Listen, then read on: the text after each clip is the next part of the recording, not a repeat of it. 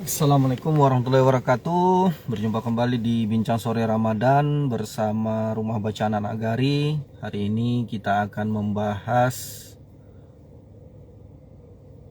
tentang transformasi literasi digital bersama Kakak Upi Asmaradana.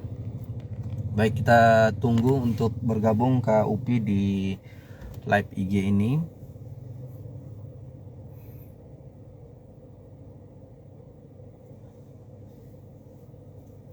Baik, hari ini Bincang Sore Ramadan yang digelar oleh Rumah Bacaan Nagari akan berlangsung di dua sesi. Pertama, sesi ini di jam 2 sampai jam 3, lalu nanti di sesi kedua di jam 4 sampai dengan jam 5.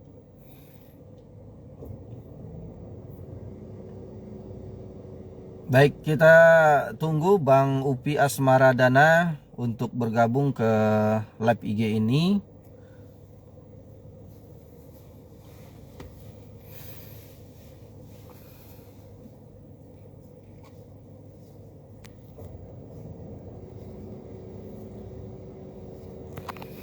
Hari ini pembahasan kita tentang transformasi literasi digital. Bagaimana sih nanti kita akan berbincang tentang bersama Duta Literasi Digital Kak Upi Asmaradana. Kita akan membahas tentang transformasi literasi digital, apa-apa saja yang terjadi, ya, bentuk apa saja yang bisa digunakan atau output apa saja literasi digital itu dipergunakan oleh masyarakat. Kita akan bahas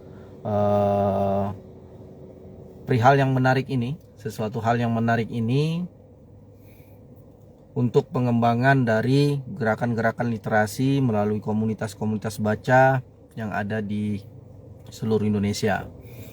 Mungkin saja bisa sebuah komunitas baca itu atau TBM rumah baca itu menggerakkan program ya berbasis digital dengan literasi digitalnya. Kita akan bahas lebih lanjut dengan Kak Upi Asmaradana. Baik Kak Upi, coba untuk bergabung ke live ini.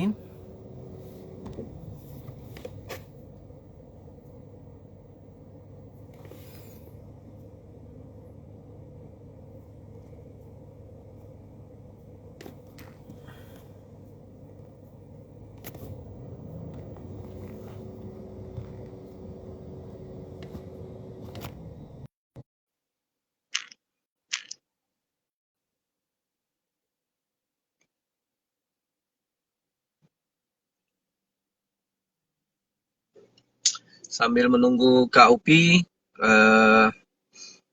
bahwa di setiap sore Ramadan, Rumah Bacaan Nagari mengadakan Bincang Sore Ramadan bertemakan Bincang Sore Ramadan, tapi hal-hal yang dibahas tidak hanya tentang keagamaan, tetapi tentang dunia literasi yang lebih fokus kepada gerakan-gerakan literasi di komunitas. Ini adalah hari yang ke-10 yang telah dilalui di Bincang Sore Ramadan yang dimulai pada hari Senin minggu yang lalu. Ya, kita tunggu Kak Upi Asmaradana untuk bergabung di live IG ini.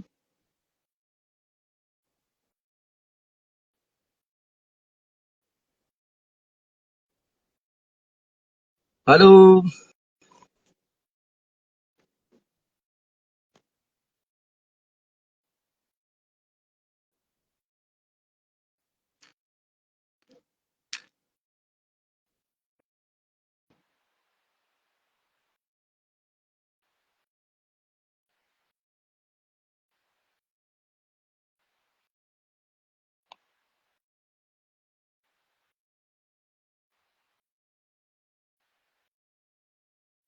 Ya, kalau Upi sudah bergabung, ya coba untuk di-joinkan, Kak.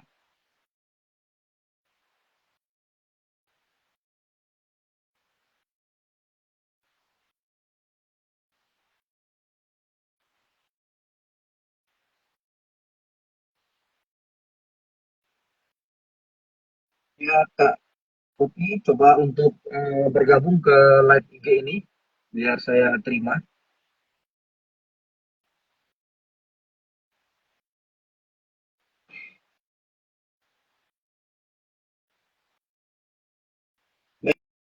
Baik, eh,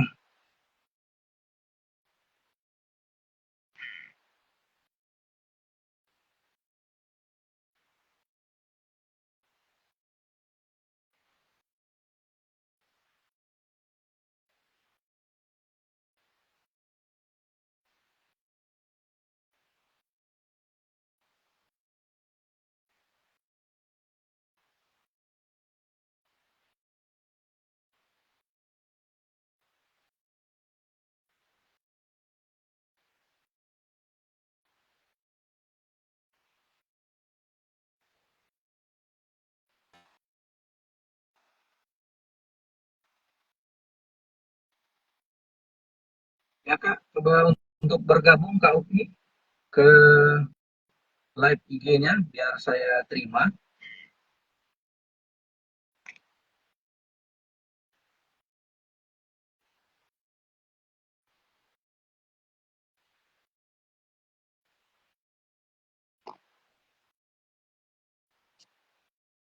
Ya Kak,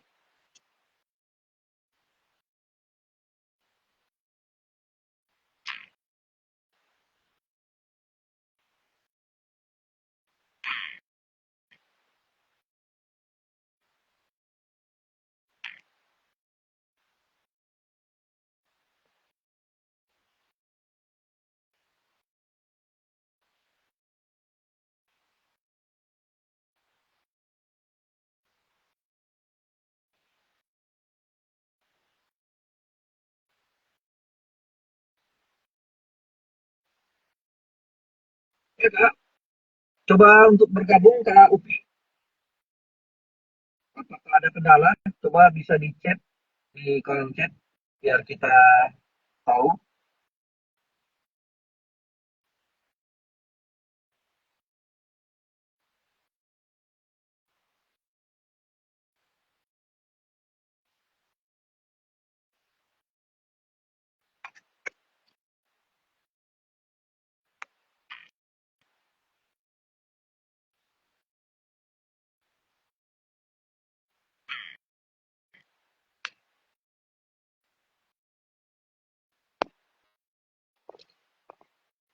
Baik, sobat membaca, kita tunggu untuk Kak Upi untuk bergabung di bincang sore ini.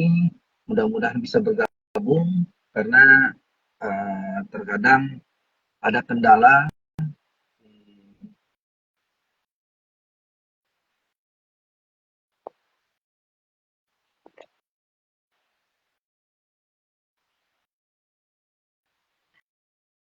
Ya, mari Kak Upi coba untuk bergabung Kak. Lab ini Kak.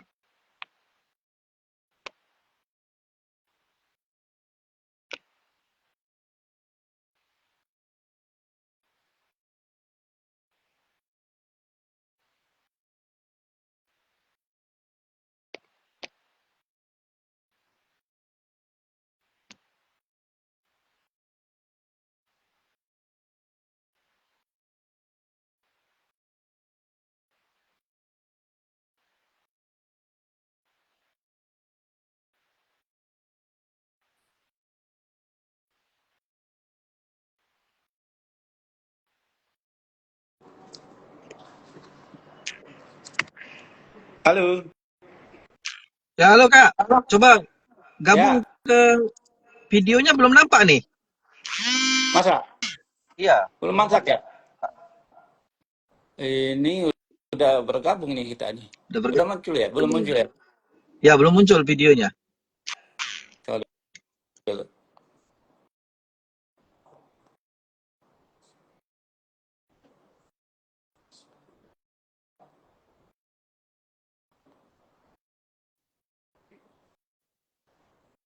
Coba coba Kak Upi yang bergabung, Aku tunggu bentar. Aku keluar dulu ya. ya coba.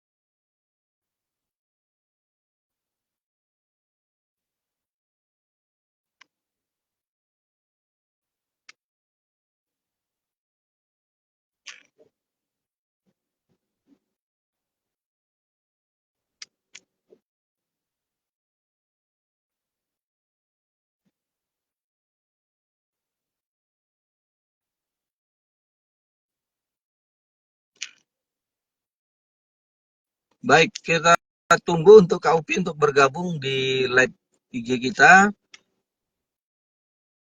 Mungkin ada kendala. Ya, dia sudah bergabung, kita terima, mudah-mudahan bisa.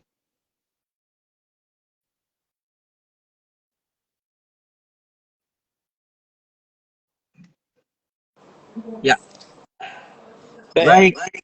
Ya, udah nampak tuh. Ya, siap. Baik, Kak.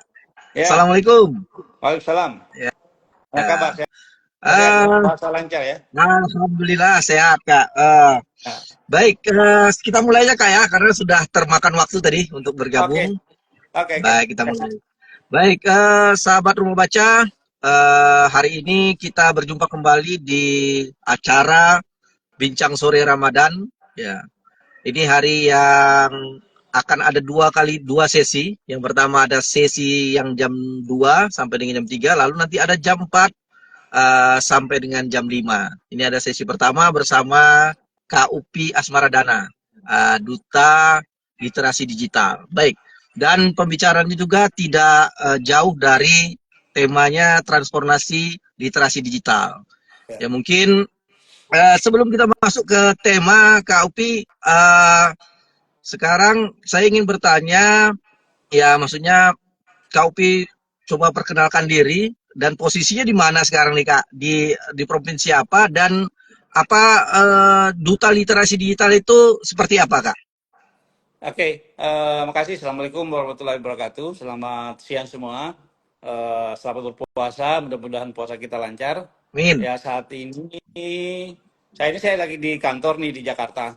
Lagi Ya, ya 1 tahun terakhir itu memang diminta teman-teman di generasi digital Indonesia untuk selaku duta literasi digital. Jadi ya tugasnya sih sebenarnya mengajak masyarakat untuk menjadikan digital itu sebagai bagian dari kehidupan untuk produktif, untuk hidup sehat tentunya, dan menggunakan digitalisasi itu sebagai ajang untuk bisa bersosialisasi dengan baik dan bisa bermanfaat juga. Jadi bukan sekedar untuk pemanfaatan teknologi, tapi dia juga bisa bermanfaat buat kehidupan kita sehari-hari. Jadi kira-kira gitu. Jadi eh, 3 tahun sebelumnya saya duta literasi digital di Sulawesi Selatan, dan setelah 3 tahun itu diminta teman-teman di generasi digital Indonesia, gradasi yang berbasis di Yogyakarta, untuk membantu teman-teman di dalam mengkampanyekan dan mensosialisasikan gerakan literasi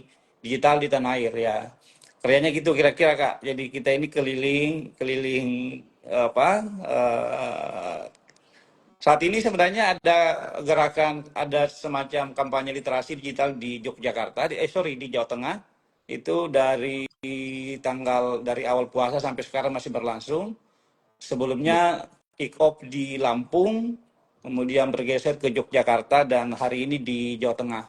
Jadi kita lagi aktif mengkampanyekan gerakan literasi itu. Kira-kira baik. gitu Kak.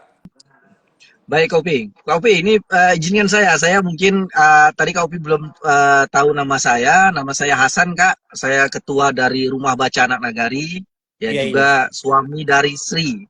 Suami Sri Ekandayani. Iya, iya. Udah tahu Baik. sih. Udah tahu Kak Ya, ya? ya. Ya mungkin nanti di apa? Ya, Kak Upi. tadi saya tertarik itu. Sebelum masuk ke transformasi literasi digital, bagaimana kondisinya di saat ini? Saya ingin bagaimana bentuk kampanye yang dilakukan teman-teman atau tim dari KUP. Seperti apa bentuknya KUP? Jadi kita sering adakan semacam workshop, ada seminar, dan tentu juga ada berbagai kegiatan-kegiatan campaign dalam bentuk di medsos ya. Jadi tapi juga kita biasanya datang ke daerah-daerah sendiri. Sekarang ini kita lagi melakukan gerakan kampanye literasi digital di sektor pendidikan. Jadi sektor pendidikan itu mulai dengan kampus, dengan sekolah-sekolah di SMK. Saat ini kita lagi nyasar sekolah-sekolah di Jawa Tengah dengan target ada 10.000 siswa di seluruh Jawa Tengah. Terus di Yogyakarta kemarin juga kita sudah melakukan kegiatan serupa dan insya Allah akan berlanjut di tempat lain ini. Jadi beberapa waktu sampai akhir puasa kita akan melakukan kampanye. Jadi kegiatannya itu sebenarnya kita datang ke sekolah-sekolah atau ke kampus-kampus itu mempopulerkan gerakan cakap digital. Jadi gerakan cakap digital ini di mana kita mengajak semua masyarakat, khususnya anak-anak mahasiswa, teman-teman di siswa itu untuk bisa menggunakan digitalisasi itu sebagai bagian dari kehidupannya sendiri. Misalnya dengan kecakapan digital, digital culture, menggunakan teknologi digital, safety digitalnya, dan etika digital. Jadi kita sebenarnya mengajak, mensosialisasikan ke seluruh masyarakat, ke seluruh teman-teman mahasiswa dan sekolah-sekolah itu untuk bisa menjadi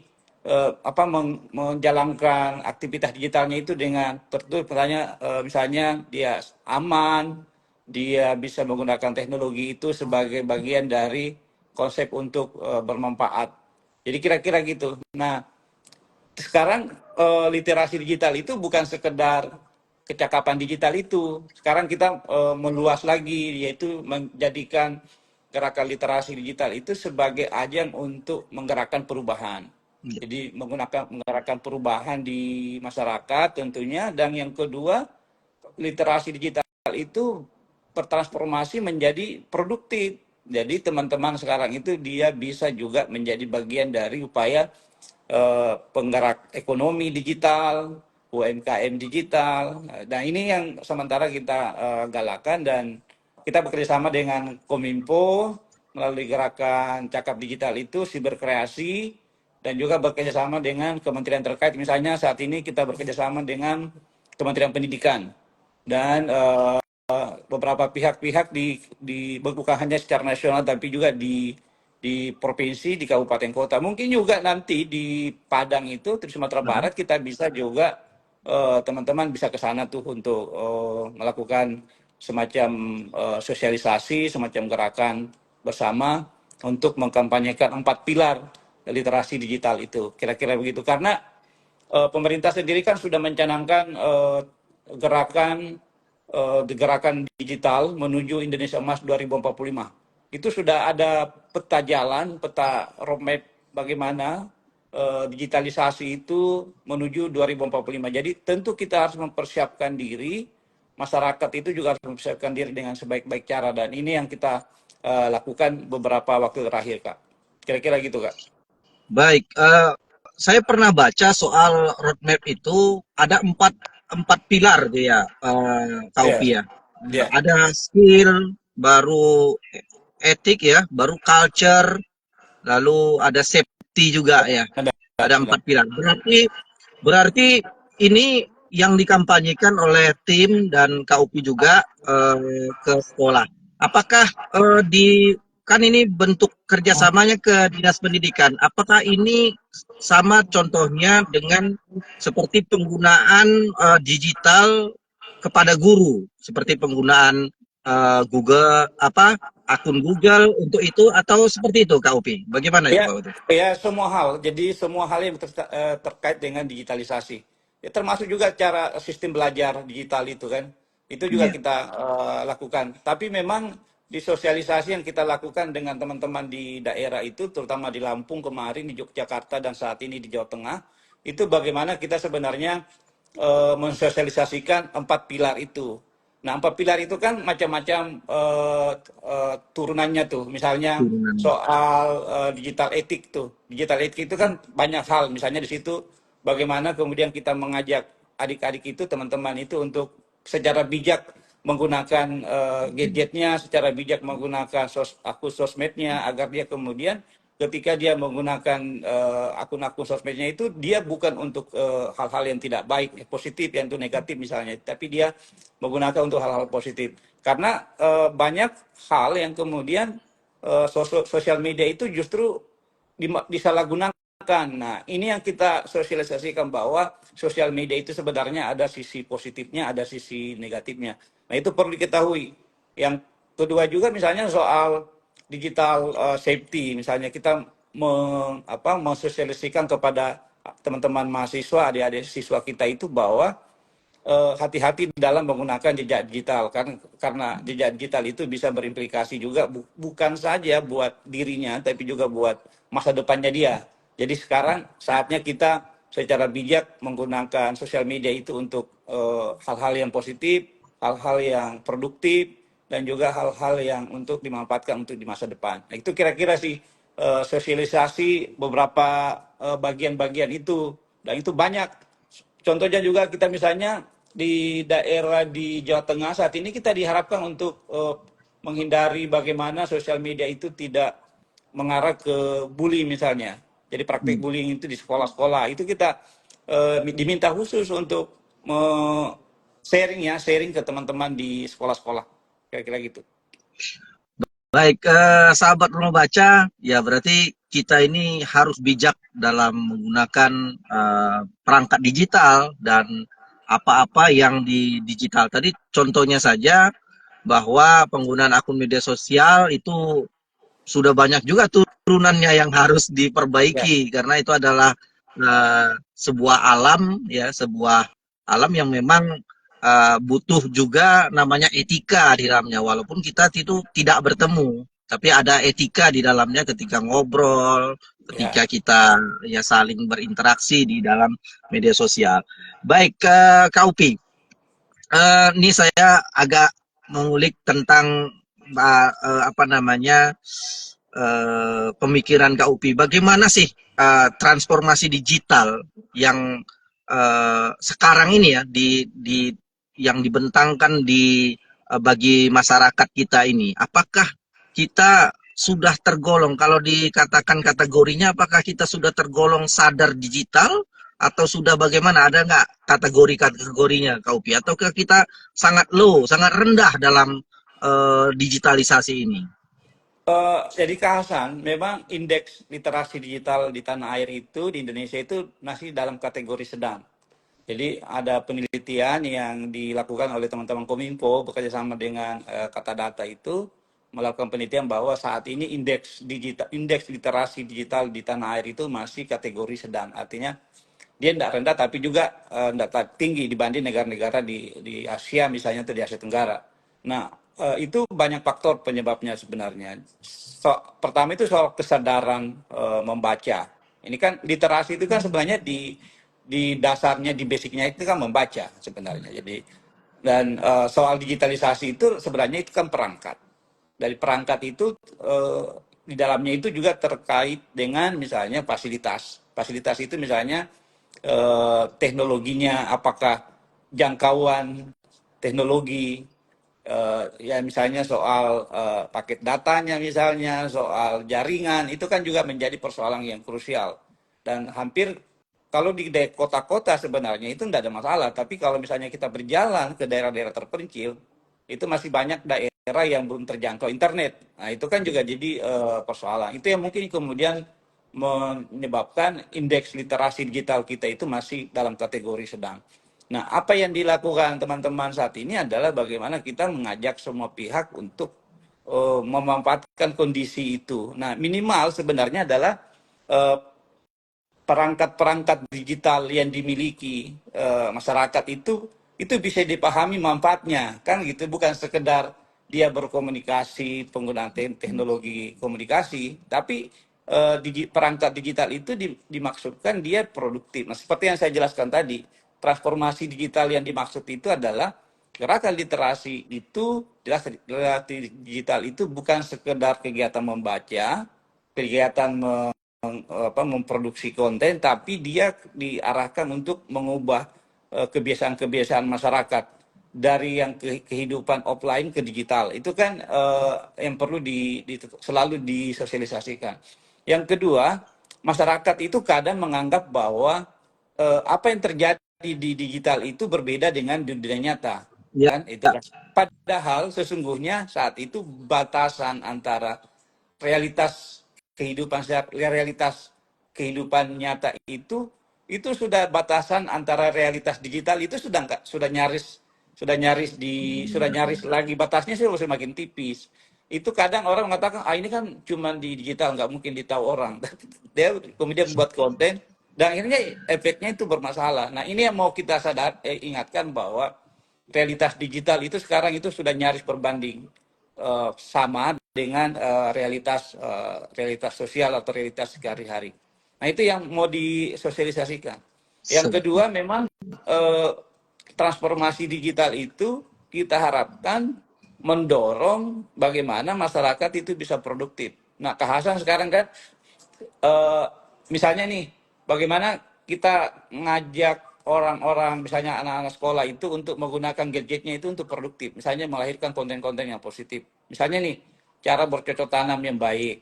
Itu kan pakai teknologi digital dengan pola-pola yang digunakan secara massal misalnya.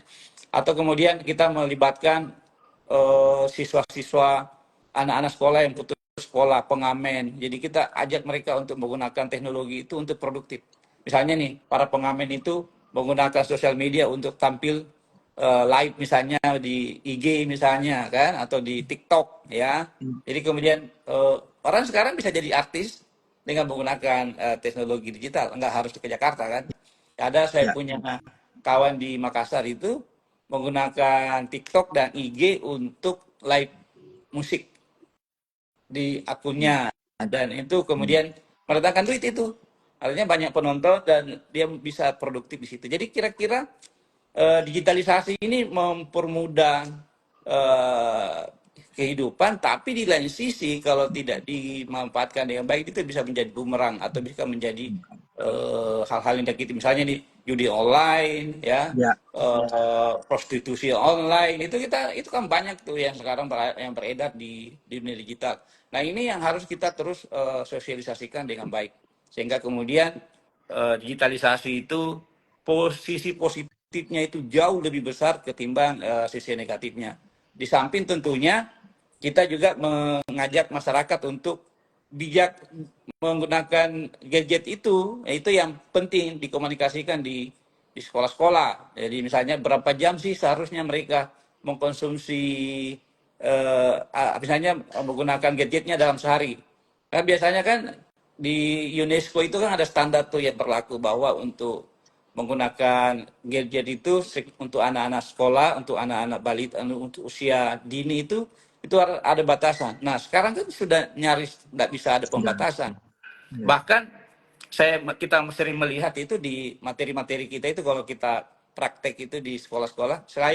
Saya selalu membawa contoh bahwa ibu-ibu sekarang itu kalau anaknya nangis dia sodorin tabletnya atau gadget untuk nonton di YouTube. Jadi pengasuh yang baik itu sekarang itu bukan orang tuanya tapi YouTube. Kan gitu. Itu yang terjadi kan. Nah, itu yang kita sosialisasikan bahwa kalau misalnya batas waktunya itu berlebihan, itu bisa membuat anak-anak itu kecanduan dan itu berbahaya buat mentalnya secara psikologis. Ini yang kita jadi orang tua juga penting untuk melakukan pengawasan. Nah, ini yang terus kita sosialisasikan melalui 4 pilar cakap digital itu. Jadi misalnya soal safety, soal budak culture dan juga tentang etika.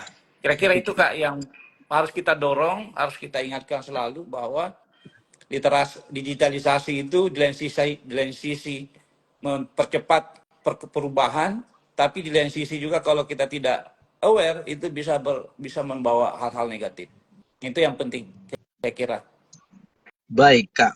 Jadi sahabat rumah baca, bahwa pentingnya kita sudah masuk ke dalam, memang sudah tidak bisa lagi dihindari, kita sudah masuk dalam era digital, dan berarti Ya. ada sebuah nilai-nilai nanti yang digunakan di dalam era digital itu ya, termasuk menggunakan medsos.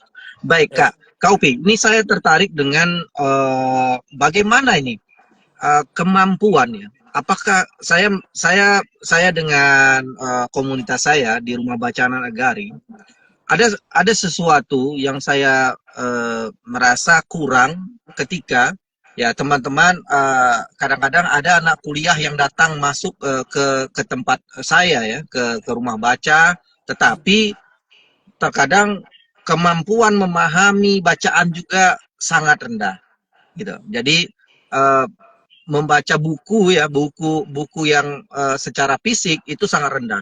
Bagaimana keterkaitan kita dengan penggunaan kita? Memang sudah banyak nih media, informasi pasti akan terus, detik ini informasi di Pulau Jawa sudah langsung bisa tahu kita di pulau ini kan. Jadi ledakan informasi pasti akan menghampiri seluruh orang. Tetapi memahami isi bacaan itu sangat kurang yang saya rasakan.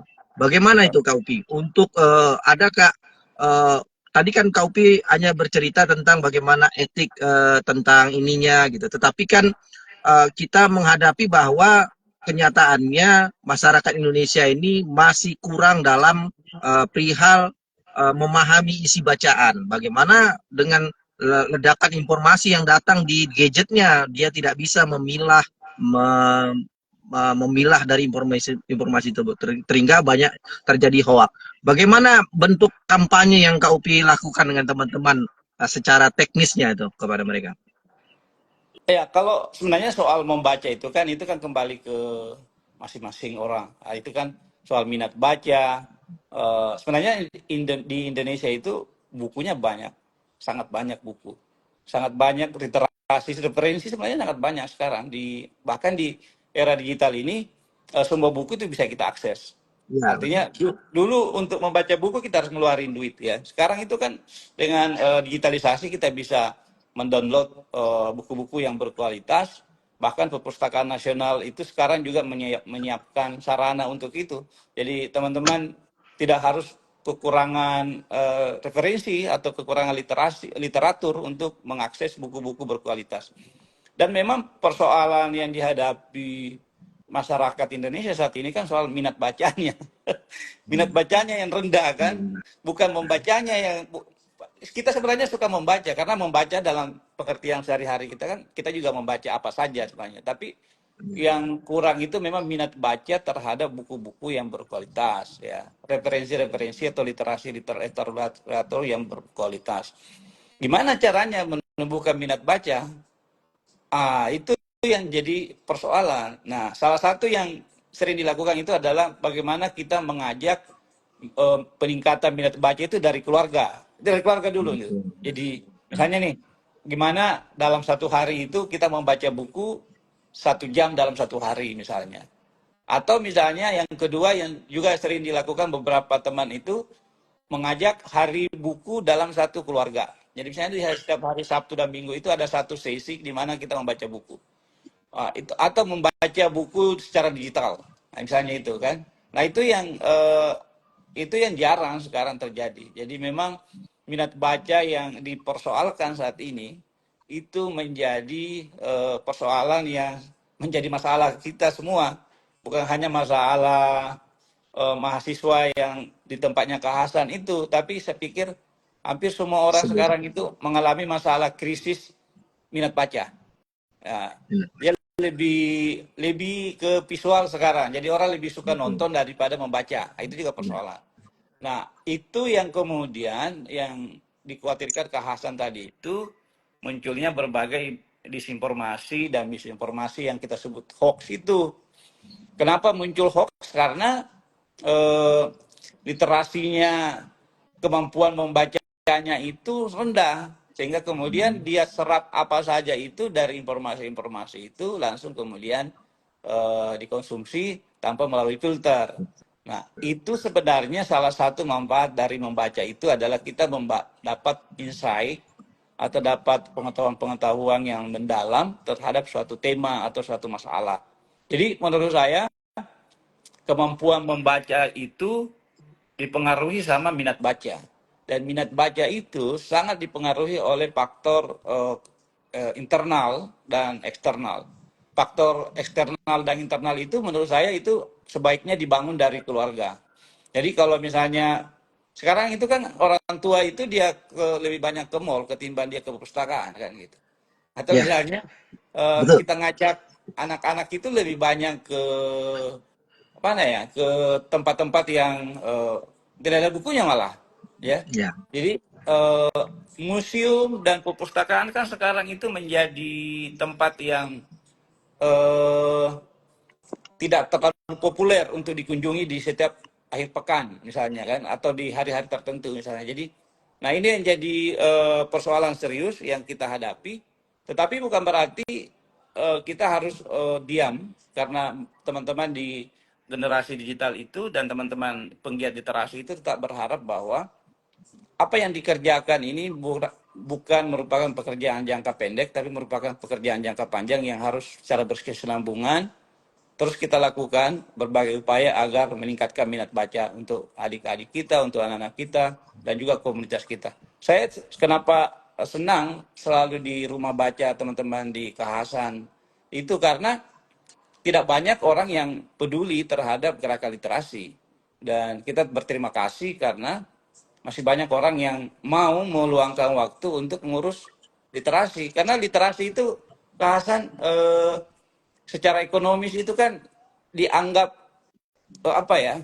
Kalau ditanya itu gerakan literasi dengan usaha-usaha lain itu kan dia investasinya itu investasi jangka panjang. ya, Jadi betul. gerakan literasi itu adalah gerakan lintas generasi malah. Jadi kita bersyukur ada beberapa kawan-kawan yang sampai saat ini meluangkan waktu untuk selalu berbicara soal gerakan literasi. Dia siapin rumahnya untuk tempat membaca, berkumpul sama anak-anak di sekitar komunitas kita itu banyak. Dan saya kan juga bergaul dengan teman-teman penggiat literasi di berbagai daerah ya, dan ada polisi, ada apa penulis, ada mahasiswa.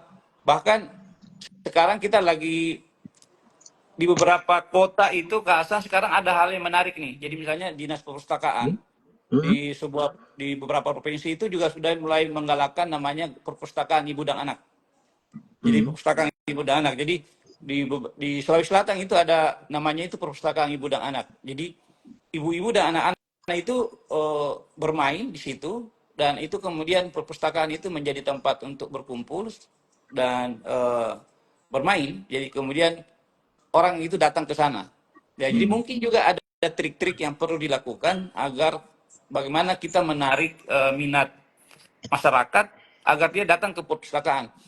Nah, itu itu yang susah. Nah, sekarang dengan literasi digital ini sebenarnya itu salah satu jawaban bagaimana kita bisa menjadikan kegiatan membaca itu berpindah platform dari offline Hmm. ke online. Itu memudahkan sebenarnya. Nah, ini yang harus eh, dielaborasi dan diajak secara berkesinambungan. Karena memang persoalan mendasar yang dihadapi bangsa ini adalah soal baca, membaca. Karena menurut Baik, saya kebudayaan itu ya dari membaca sebenarnya. Itu yang menjadi persoalan. ya Kak Upi, ini saya tertarik ini. Saya belum memiliki formula ya, formula bagaimana ya mengalihkan anak-anak itu ke dalam dunia digital, tetapi produktif ya. Ya, Karena saya melihat begini, eh eh, ya kalau kita bilang katakan bahwa ada Gen Z ya, Gen Alpha yang sekarang ini kan itu ya, sudah berbeda lagi secara habitnya. Tapi ketika di rumah baca ini kita berbicara di rumah baca. Terkadang karena kita juga ada WiFi dan kita tidak juga membatasi mereka karena mereka terkadang sudah ada kelas 6 kelas tinggi kan, sudah diberikan HP oleh orang tuanya. Ya, jadi mereka datang ke rumah baca terkadang juga menggunakan HP. Setelah ada berkegiatan baru menggunakan HP. Saya belum mempunyai formula bagaimana mereka itu menggunakan alat digitalnya itu kepada hal yang produktif, ya. Itu belum pernah saya coba. Paling mereka tuh datang pastinya mereka akan main game pasti menggunakan HP. Hanya itu saja, tapi tidak memanfaatkannya untuk banyak hal yang lebih positif begitu. Adakah triknya, Kak Upi?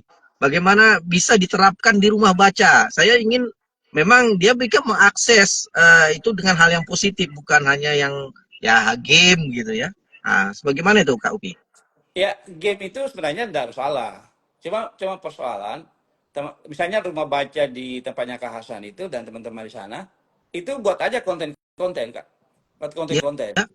Konten, jadi konten, ya misalnya nih, saya sarankan misalnya konten soal kebudayaan, Ya, eh, kebudayaan masyarakat setempat. Itu kan pasti menarik itu.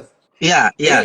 Jadi sebaiknya memang ada penegasan di rumah baca itu jangan suruh main game. Karena kalau suruh main game itu mau basir banget itu. Ya, Jadi syaratnya aja buat aja misalnya gini, untuk kalian dapat WiFi gratis di tempat ini kalian memproduksi konten. Setiap memproduksi konten baru main game. Misalnya nih, suruh teman-teman adik-adik itu misalnya buat liputan ya, buat liputan praktis misalnya eh, makanan khas di daerah itu ya, misalnya. ya, Amin. ya. Baru kemudian rumah bacanya Kak Hasan dan teman-teman di sana itu kemudian posting di sosial medianya. Itu pasti banyak yang review, pasti banyak Iya, yang iya, nonton. iya.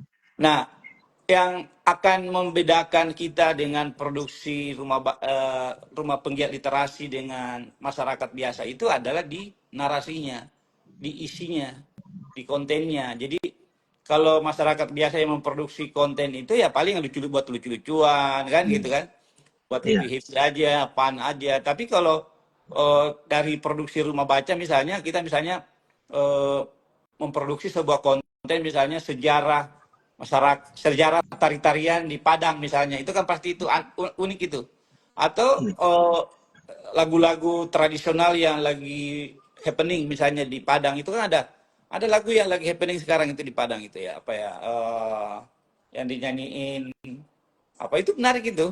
Jadi soal sejarah bagaimana masyarakat menghargai persaudaraan gitu. Jadi kira-kira diarahkan ke situ Kak. Jadi anak-anak orang apa teman-teman anak-anak murid-murid itu yang datang ke sana jangan diberi kesempatan untuk main game. Meskipun tuh main game sebenarnya nggak salah.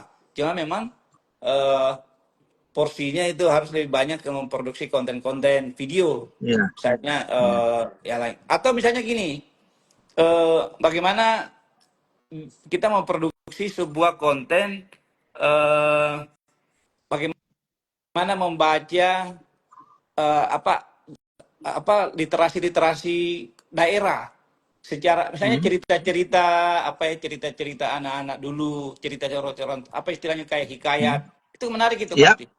Itu menarik. Hmm. Jadi suruh aja mereka buat itu dan kemudian baru diberi kesempatan untuk main game. Kira-kira gitu.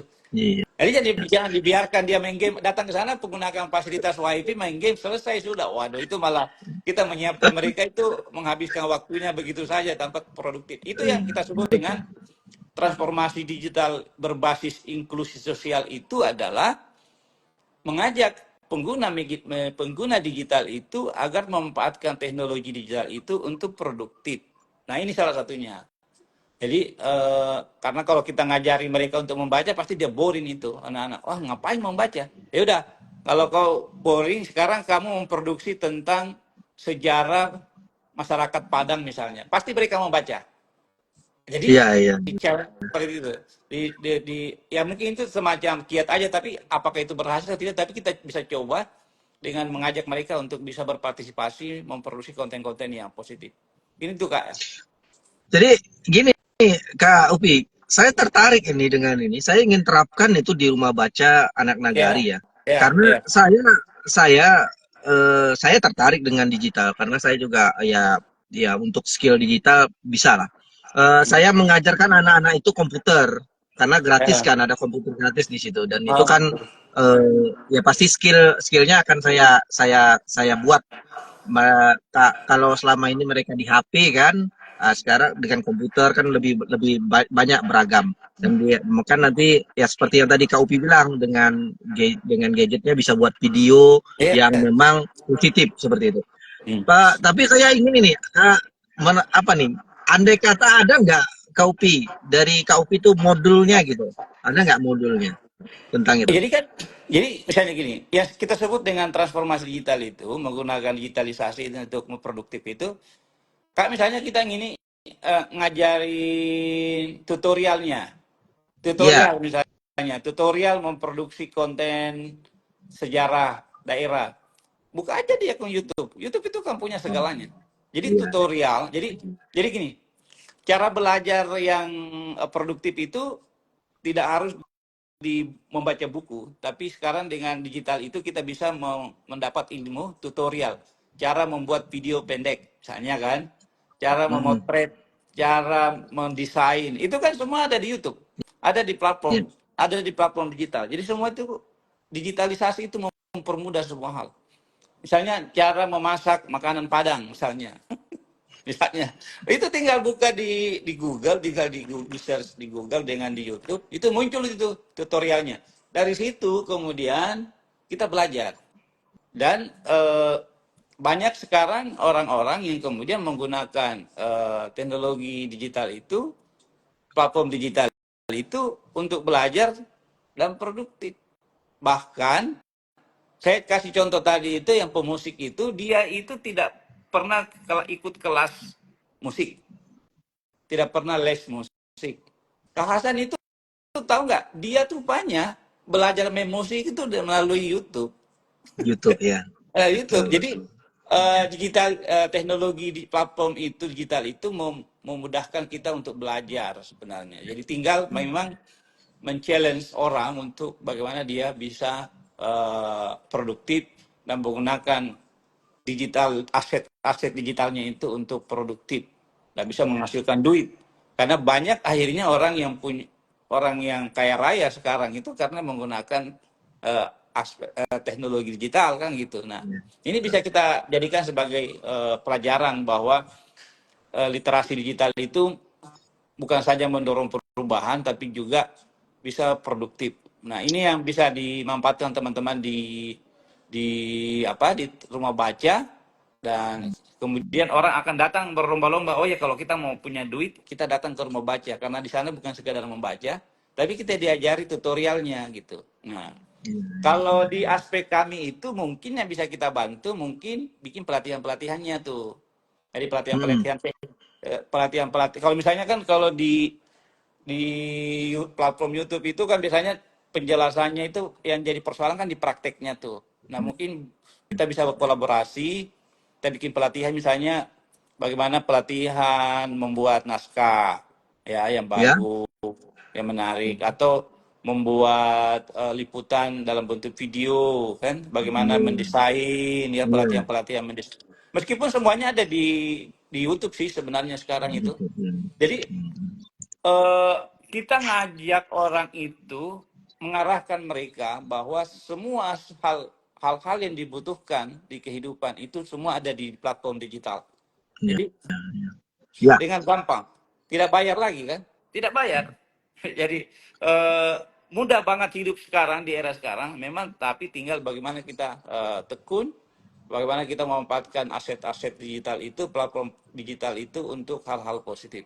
baik. Karena banyak hal yang bisa kita petik dari lahirnya revolusi digital saat ini. Iya. Baik, Kak Upi, sebenarnya itu yang mengganjal di hati saya secara pribadi karena ada beberapa orang tua ya kan mengatakan bahwa anak saya banyak kali main HP katanya kan seperti itu. Iya, Jadi betul. HP saja kan gitu. Makanya terkadang itu udahlah disuruh aja ke rumah baca biar bisa membaca. Padahal juga tidak menjadi solusi sebenarnya kalau kalau saya merasa bahwa ya keadaan digital ya, digitalisasi itu memang sudah di depan mata, tidak bisa lagi dihindari. Anak-anak itu memang hidupnya lahir udah digital, tetapi bagaimana kita ini yang orang tua itu mengarahkan dia kepada penggunaan digital yang baik. Ya, itu Ya. yang memang belum bisa, belum ada praktek yang memang dilakukan ya secara nyata ya. Mungkin ke Bang Upi sebagai duta literasi dan kawan-kawan mungkin iya melakukan itu, tetapi kan di tengah-tengah Ya. masyarakat kami sebagai komunitas ini juga memiliki itu bagaimana memanfaatkan digital ini ya.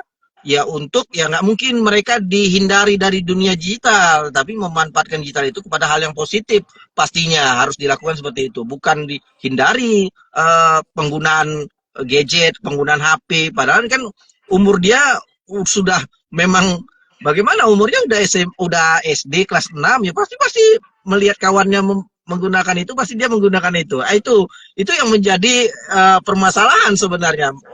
Banyak bahwa orang tua itu banyaknya oh anak-anak jangan main HP gitu ya padahal nggak bisa kan seperti itu bagaimana tuh Pak Kak Upi? Ya itu yang kita sosialisasikan bahwa itu kita hidup di era digital, gadget itu menjadi salah satu perangkat yang menjadi bagiannya. Nah, Iya, itu yang penting adalah bagaimana gadget itu kita teknologi itu kita yang kendalikan, bukan teknologi yang kendalikan kita. iya. Jadi manusia itu yang mengendalikan. Misalnya nih, penggunaan handphone misalnya. Tentu untuk usia-usia tertentu kan ada pembatasannya. Misalnya ya. Jadi misalnya dalam satu hari itu akses kita itu sampai 30 sampai 1 jam misalnya. Itu kan ada supaya kita tidak masuk di orang-orang yang sudah kecanduan teknologi Hmm, hmm, handphone itu. Nah, hmm. oleh sebab itu yang penting adalah bagaimana kita arahkan anak-anak itu untuk produktif. Misalnya, bagaimana dia gunakan gadgetnya untuk membaca. Ya, Misalnya kan, Kak Hasan kan misalnya punya anak. Kalau misalnya Kak Hasan misalnya punya anak dan biarkan saya punya anak dan ketika dia menggunakan gadget itu kan saya kasih batas dia. Misalnya kalau Senin sampai Jumat itu nggak boleh pegang handphone. Itu sama sekali nggak boleh. Itu pelanggaran berat kalau dia pegang handphone. ya. Boleh dia pegang handphone di hari libur atau di hari Itu misalnya tanggal merah. Tanggal umur merah oke. umur berapa Kak? Umur berapa Kak anak Kakak? Sekarang dia umur 9 tahun. Jadi 9 tahun ya. dalam satu sesi itu dia hanya 1 jam 2 jam. Jadi dia harus tegas. Gimana dia kalau misalnya menggunakan gadget di luar jam itu? Boleh, tapi dia untuk belajar. Jadi Hmm, gunakan gadgetnya untuk belajar. Dulu di zaman COVID kan semua belajar kan pakai pakai apa? Pakai handphone. ya. Nah, kesalahan orang tua itu adalah ketika anaknya main game itu main gadget itu dia enggak lihat kamu ngapain kakak ngapain sih. Biasanya kan anak-anak itu pinter loh, mereka katanya membaca tapi ternyata begitu kita keluar apa nggak perhatiin dia main game itu. Dan main gamenya itu macam-macam sekarang itu harus diawasi. Jadi jangan serahkan sepenuhnya gadget itu seperti kita menyerahkan nyawa kita ke dia, tapi Hmm, diawasin itu bahaya banget. bahaya. Jadi orang tua itu harus selalu cek eh, ketika dia buka gadgetnya itu harus dicek. Yang kedua kak, itu kan ada eh, yang parenting itu guide. Jadi kita bisa mengontrol apa yang ditonton anak kita dan dikontrol dari jarak jauh. Kalau misalnya 1 jam durasinya selesai, Hmm, mati sendiri gadgetnya, dia nggak bisa gunakan, kan? hmm, Itu juga. Jadi peran orang tua menjadi sangat penting. Jadi jangan sampai kemudian teknologi mengajari anak kita untuk hidup bebas. Nah, disinilah pentingnya kita jadikan sebagai file untuk menjadikan gadget itu sebesar setinggi-tingginya teknologi itu, sentuhan orang tua itu menjadi sangat penting. Apalagi itu anak-anak. Jadi selain kita batasi penggunaan gadget, juga kita kontrol penggunaan gadgetnya dan selalu awasi kak. Jangan dibiarin. Karena saya kalau misalnya sudah ada anak-anak yang menyendiri, nggak mau dilihat itu persoalan itu. Jadi hmm, hmm, hmm. ada kan biasanya kan anak-anak itu, kamu main apa? Ya. Enggak kok, ini biasa aja. Jadi kalau itu harus diawasi. Jadi salah satu cara untuk itu adalah kita menggunakan teknologi yang kita eh, bisa mengontrol gadgetnya anak kita. Itu ada. Dan kita bisa matikan dari jarak jauh. Jadi Iya, iya, iya. orang tua tidak boleh abai dan itu lalai karena itu di situ kadang terjadi perdagangan anak, di situ terjadi pelecehan seks itu banyak banget di situ dan kalau kita tidak waspada itu di situ dia pintu masuknya. Jadi menurut saya yang perlu diedukasi itu bukan anaknya tapi orang tuanya sih. Kalau anak sih kan dia cuma terima doang. Jadi kalau Iya, misalnya orang betul. tuanya udah anaknya nangis kasih gadget selesai barangnya itu. Saya bilang selesai sudah kalau. Jadi benteng terakhir dan benteng pertama di pelatih di literasi digital itu adalah orang tua. Untuk anak ya, untuk anak. Baru kemudian kita bicara soal bagaimana dia produktif. Nah, itu lain soal. Tapi untuk pendidikan awal, di pendidikan terakhir itu di keluarga. Itu penting. Penting dan digitalisasi ini mempermudah kita sebenarnya mengontrol anak. Termasuk dia kemana, kita kan bisa tahu. Kita terus kita lihat dia misalnya dia main apa, kita tahu karena kita pelajari historinya, apa yang dia buka, Iya, apa betul. yang dia kerjakan. Jadi menurut saya digitalisasi ini mempermudah banyak hal dan salah satu kesalahannya kita itu karena kita terlalu tidak aware di dalam menggunakan teknologi digital itu. Itu sebabnya kita kemudian menggerakkan namanya kampanye literasi digital itu Kak, yang melalui kecakapan digital itu, 4 pilar itu. Nah, 4 pilar itu turunannya banyak. Jadi kita tinggal bagaimana caranya mensiasati dan menjadikan kegiatan digital itu menjadi produktif dan bermanfaat. Ya, Kira-kira gitu. baik, baik, Kak Upi. Berarti kita sudah dapat pencerahan bahwa pastinya menjadi guard pertama ya, benteng pertama itu adalah orang tuanya ya. Kalau kita Ya, berbicara tentang ya betul. anaknya ya, tentang anak itu Ya, pasti orang tua. Tetapi yang saya lihat kayak kita tidak bisa menutup-nutupi ini Kak Upi, bahwa bukan hanya anak saja yang terpapar candu, orang tua juga terpapar candu tentang eh, penggunaan gadget ya. ya, Pas paling saya lihat itu karena saya juga ya saya bilang saya juga mungkin mungkin tak terpapar tidak saya candu atau bagaimana karena saya hari-hari saya dengan gadget kan karena kehidupan pekerjaan atau apa itu di gadget semuanya kan. Nah, itu pasti nah, itu makanya kita uh, memang ya orang tua juga harus antisipasi itu juga ya kan ya. seperti itu. Jadi digitalisasi itu gadget itu menjauhkan yang dekat, mendekatkan yang jauh, kan gitu. Makanya selalu ada pola yang mesti dibangun. Jadi salah satu campaign yang kita lakukan itu bergadget sehat, penggunaan gadget sehat itu. Jadi misalnya di hari-hari tertentu kadang kita tidak menggunakan gadget sama Iya, sekali. Jadi itu iya. penting karena itu salah satu trik untuk kita tidak bergantung sama teknologi digital. Dan itu kan akan berimbas ke keluarga dan komunikasi keluarga. Iya, Jadi, iya. nah, tapi di dalam banyak kasus kita melihat bahwa gadget itu juga bisa merekatkan. Jadi pesan-pesan bagaimana kita kemudian menjadikan gadget itu, komunitas itu lebih produktif, lebih bisa dimanfaatkan untuk hal positif itu menjadi sangat terbantu kita. Misalnya nih, keluarga, bagaimana kita dulu untuk datang ke keluarga itu harus datang ke rumahnya yang jauh kan gitu ya, saudara sanak saudara kita. Sekarang tinggal di WA grup aja kita bisa Ya, melihat aktivitas keluarga kita, ponakan kita, orang tua kita, itu kan kita tahu. Nah, cuma persoalannya kalau di WhatsApp grup itu misalnya itu justru yang dikirim hoax. Bertengkar lah mereka, misalnya calon capres A, capres B, kan bertengkar kan, karena beda pilihan kan. Yang itu iya, adminnya itu yang perlu untuk itu ada tekniknya itu Kak. Jadi nanti iya. mungkin satu saat kita bicara khusus soal itu ya, soal bagaimana mengelola akun grup percakapan keluarga itu supaya dia produktif. Itu kan sekarang itu lebih lebih ke spesifik itu nanti diskusi-diskusinya supaya Iya. kita bisa bikin panduan. Terus yang kedua bagaimana kita membuat disclaimer supaya Iya. kemudian ketika ada apa-apa kita tidak terkena gugatan hukum karena kan ada juga banyak kejadian gara-gara diskusi internal itu kemudian berdampak di gugatan hukum, ada dosen di penjara gara-gara gitu. Jadi itu memang harus dilakukan campaign, harus dilakukan. Nah itu yang kemudian minggu depan ini insya Allah saya di Jawa Tengah kembali untuk ketemu sama adik-adik mahasiswa itu. Di beberapa kesempatan di Lampung, di Yogyakarta kemarin waktu kegiatan di mana saya harus hadiri secara offline itu, saya lebih banyak melakukan sharing aja sebenarnya bahwa sekarang kita era hidup digital, pilihannya itu di kita, bukan di pilihan guru, bukan di pilihan orang tua. Untuk siswa ya yang sudah dewasa tentunya. Tapi pilihanmu itu terbuka sangat lebar. Dan Anda bisa sekarang bisa belajar tanpa harus di ruang kelas. Anda Siap. bisa mendengar ceramah eh, Bill Gates tanpa harus ketemu langsung. Itu banyak kok dia rekaman-rekaman pidatonya.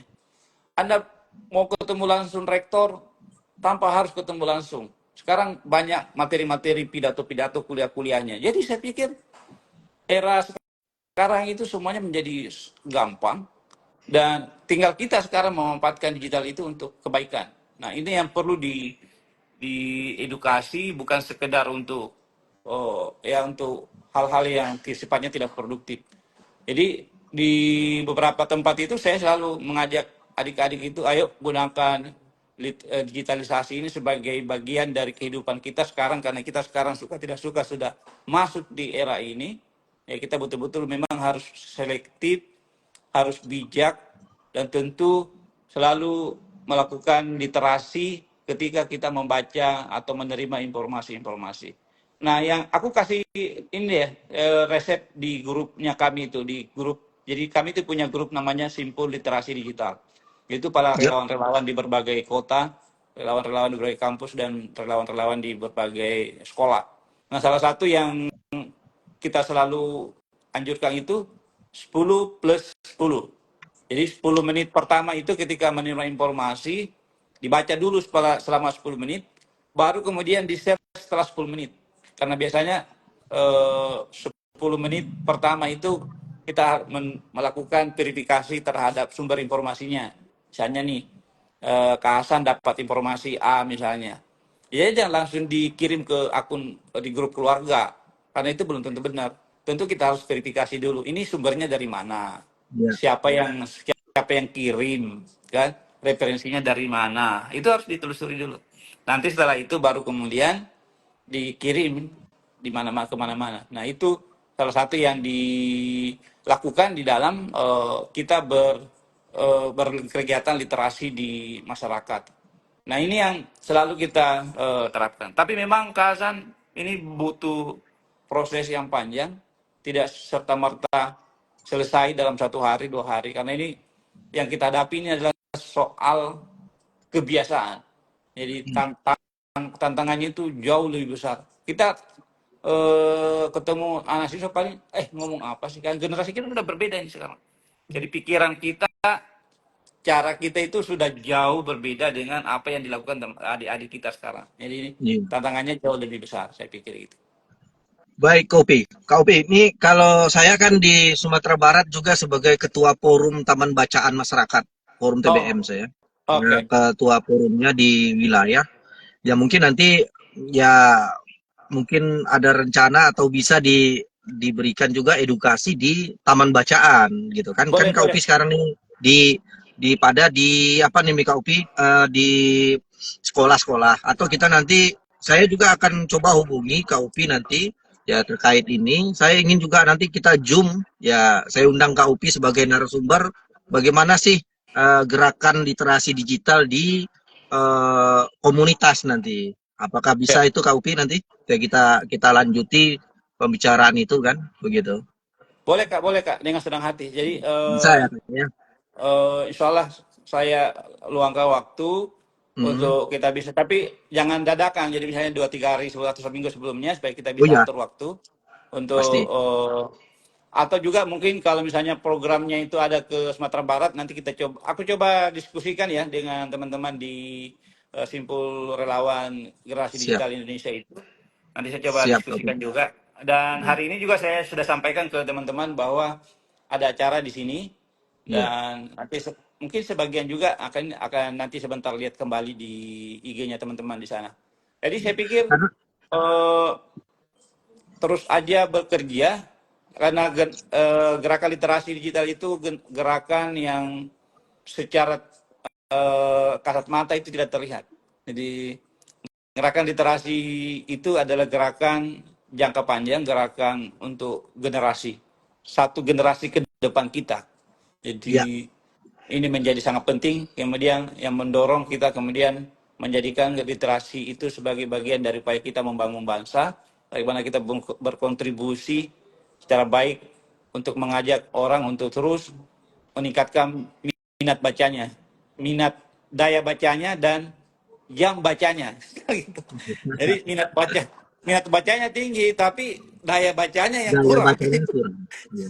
Kira-kira gitu. Baik, Ya, sahabat membaca. Jadi kita sudah mendapatkan, kita sudah di akhir nih, di akhir acara nih, Kak ya, Upi. Tapi saya ya, ya. sudah mendapatkan sebuah ya angin segar juga. Saya sebagai ketua forum TBM yang ada di Sumatera Barat juga pasti akan berkolaborasi ke Kak Upi sebagai duta literasi Ya. digital.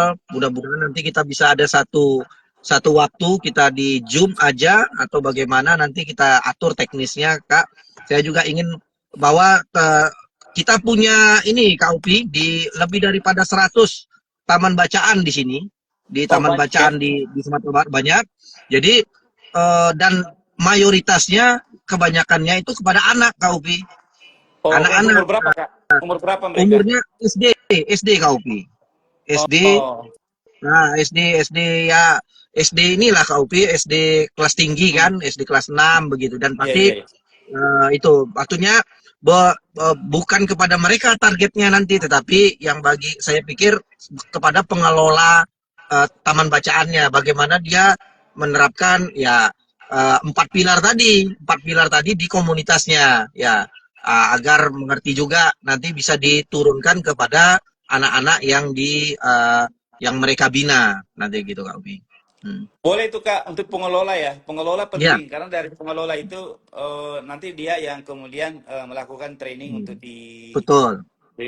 di komunitasnya. Jadi kita mungkin bikin pengelola semacam workshop untuk para pengelola TBM-nya itu.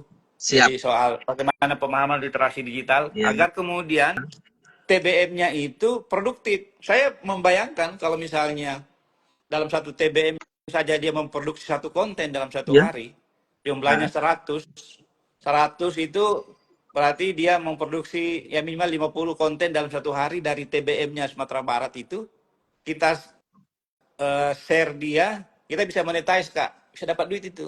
iya, iya, iya. Kak Upi, apakah itu harus dilakukan secara offline?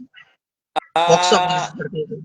bisa Apa juga online? sih, bisa juga sih, bisa juga online, tapi tidak akan efektif karena di satu sesi itu kita akan ngobrol soal prakteknya.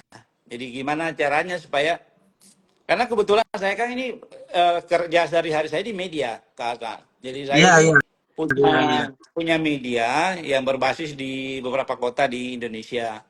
Eh, ya bisa aja nanti konten-konten teman-teman itu kita kita kurasi, atau kalau bisa udah TBM Sumatera Barat aja bikin satu website yang Ya, kemudian bisa dimonetasi agar dia dapat duit. Lumayan. iya, iya. Jadi semua pengunjungnya TBM itu bikin konten dalam satu hari. Wah, itu bisa dapat duit banyak itu. Ya, Jadi itu produktif. gini, Kak Upi, ini pasti akan berlanjut karena terkait dengan ini kan sekarang ini Taman Bacaan ini di bulan 10 ada namanya bantuan Komlit, bantuan komunitas literasi dari Balai Bahasa. Hmm. Ya kan itu menyasar kepada teman-teman TBM nih. Ya, Oh, oke, itu oke. sekitar 50 juta. Itu untuk berkegiatan Kak Upi, untuk berkegiatan. Ya Oh, salah iya, iya. satunya kegiatan itu adalah eh, pelatihan eh, pelatihan jurnalistik. Oh, Kalau bisa boleh tuh. pelatihan jurnalistik gitu. Boleh. Tetapi kan namanya itu kan kalau ngundang Kak Upi dari sana di jauhan kan.